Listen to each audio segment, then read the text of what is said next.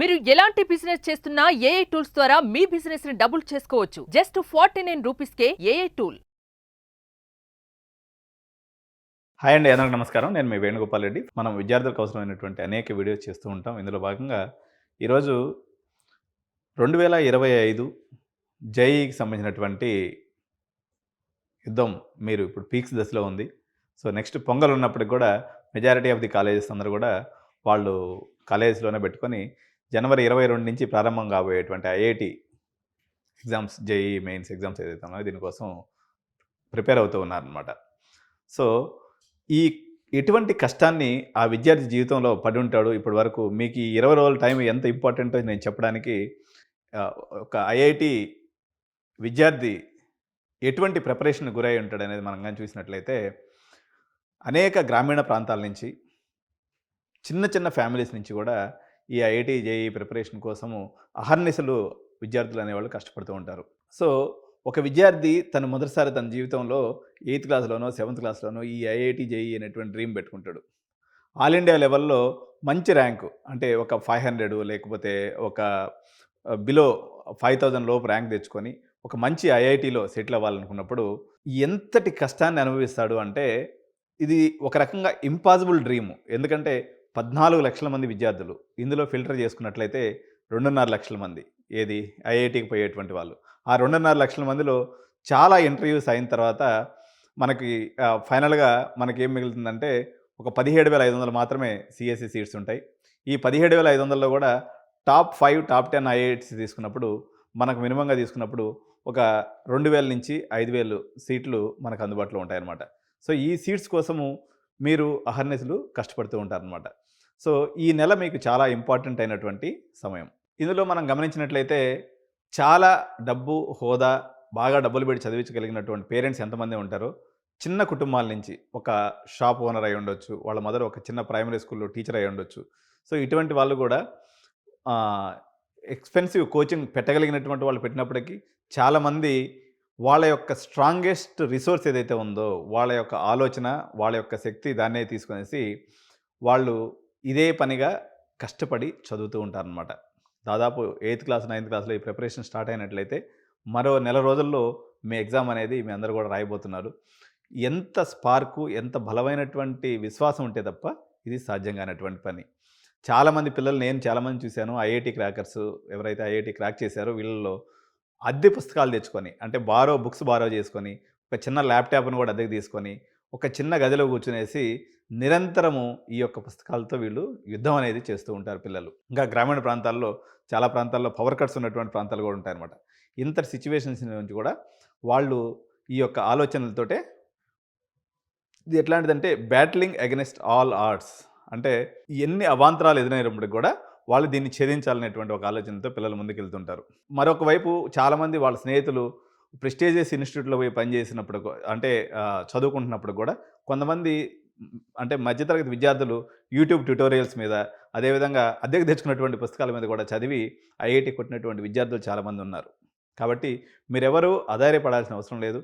మీ యొక్క యాస్పిరేషన్ని అట్లే పెట్టుకునేసి ఈ యొక్క టైట్ ట్రోప్, అంటే మీరు గట్టిగా నిర్ణయించుకున్నటువంటి విధానం ఏదైతే ఉందో దాంతో మీరు ముందుకెళ్ళినట్లయితే మీకు ఏదైతే 300 మార్క్స్కి ఏదైతే ఉన్నాయో మీరు మంచి స్కోర్ చేసుకునేటువంటి అవకాశం ఉంటుంది. సో మీకు దీంట్లో ప్రధానంగా ఏంటంటే అండి, మీరు యాంగ్జైటీని అధిగమించాల్సి ఉంటుంది. ఎప్పుడు కూడా ఈ యొక్క ఐఐటి జేఈఈ పిల్లలకి ప్రధానంగా ఇబ్బంది పడేటువంటి ఇదేంటంటే యాంగ్జైటీ అనేది ఎక్కువ ఉంటుంది. నాకు ఎట్లాంటి మార్కులు వస్తాయి, మీరు యాంగ్జైటీ పడకుండా you just believe in the process, దాని ప్రకారంగా మీరు కష్టపడుతూ వెళ్ళండి. మీరు తీసుకున్నటువంటి నిర్ణయానికి కట్టుబడి మీరు అదే కన్సిస్టెన్సీ లెవెల్స్లో మీరు కష్టపడండి.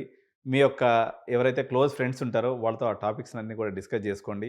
సో ఈజియర్ పాత్స్ ఏమి ఉన్నాయనేది చూసుకొని, అన్సర్టైన్గా ఉన్నటువంటి, అంటే ఇది వస్తుందా లేదనేది అన్సర్టనిటీ ఉన్నప్పటికి కూడా మీరు ఒక ఒక గోల్ అనేది, లక్ష్యం మీ ముందు ఉంది కాబట్టి, సో మీరు ఒక ప్లానింగ్తో జాగ్రత్తగా చదవండి.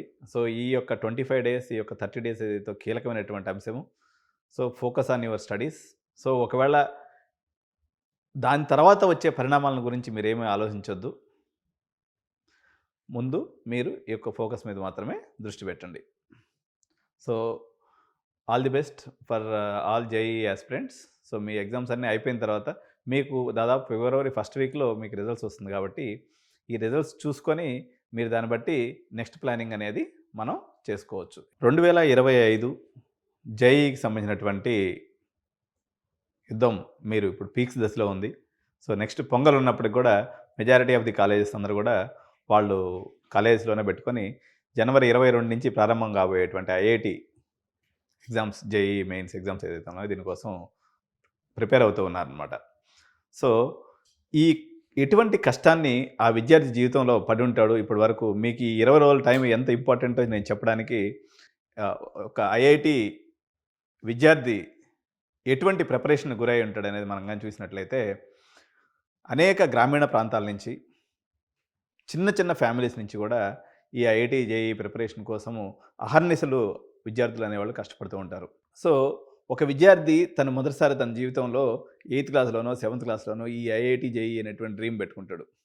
ఆల్ ఇండియా లెవెల్లో మంచి ర్యాంకు, అంటే ఒక 500 లేకపోతే ఒక బిలో 5000 లోపు ర్యాంక్ తెచ్చుకొని ఒక మంచి ఐఐటిలో సెటిల్ అవ్వాలనుకున్నప్పుడు ఎంతటి కష్టాన్ని అనుభవిస్తాడు అంటే, ఇది ఒక రకంగా ఇంపాసిబుల్ డ్రీము. ఎందుకంటే 14 లక్షల మంది విద్యార్థులు, ఇందులో ఫిల్టర్ చేసుకున్నట్లయితే 2.5 లక్షల మంది ఏది ఐఐటికి పోయేటువంటి వాళ్ళు. ఆ 2.5 లక్షల మందిలో చాలా ఇంటర్వ్యూస్ అయిన తర్వాత మనకి ఫైనల్గా మనకేం మిగులుతుందంటే ఒక 17,500 మాత్రమే సిఎస్సి సీట్స్ ఉంటాయి.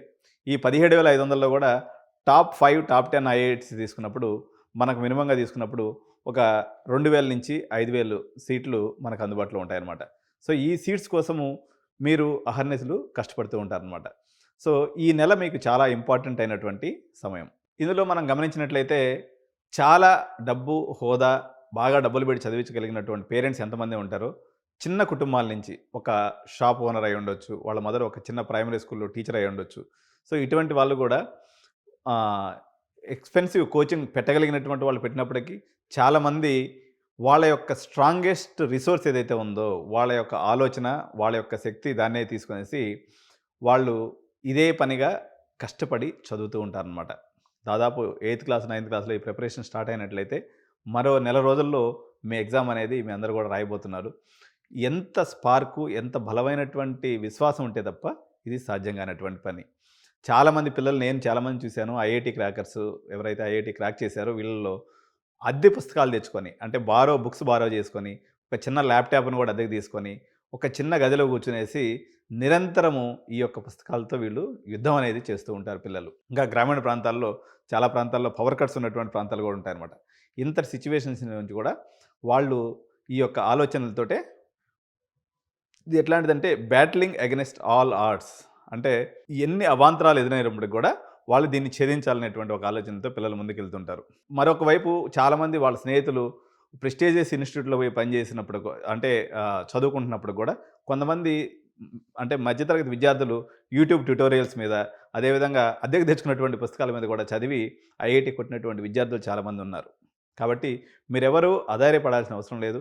మీ యొక్క యాస్పిరేషన్ని అట్లే పెట్టుకునేసి ఈ యొక్క టైట్ ట్రోప్, అంటే మీరు గట్టిగా నిర్ణయించుకున్నటువంటి విధానం ఏదైతే ఉందో దాంతో మీరు ముందుకెళ్ళినట్లయితే మీకు ఏదైతే 300 మార్క్స్కి ఏదైతే ఉన్నాయో మీరు మంచి స్కోర్ చేసుకునేటువంటి అవకాశం ఉంటుంది.